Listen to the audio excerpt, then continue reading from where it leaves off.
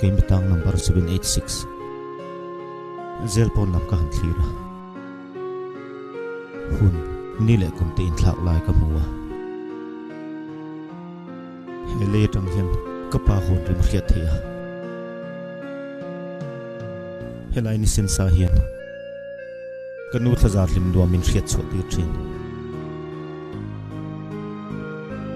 helai ro sur te hian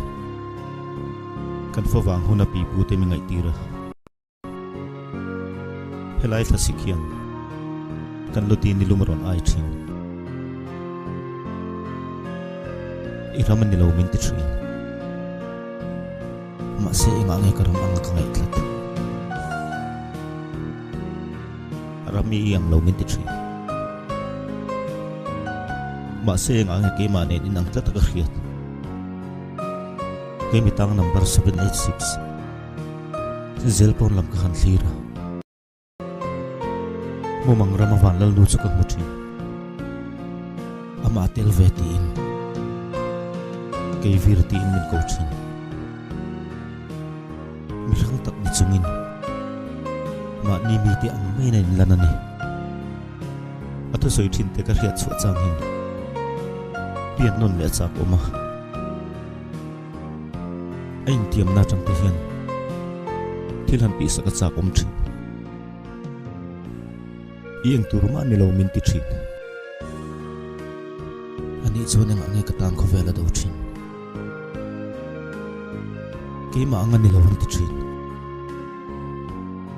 ma se enga nge ke ma antlat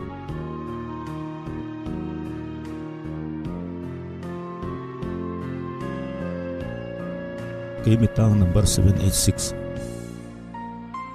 Zelpon lam kan thira kakwatin sina in sei mithar zara chuka mutin kamu mang ti pui thlingin ma ni mu mang zong zong thei zo to kamiti en kulna ama mi ti kasana anun zong zong himna chun kha ka chak to atan vi khat chu han pian nun le ka chak em karam hi aramani lawan ti thin ani chun nga nge ka ina ani ang kan lo min ti thin ani chun nga nge ti ma an thlat Game Betang number 786 Zel tangin ka chuak veta ka tok me nge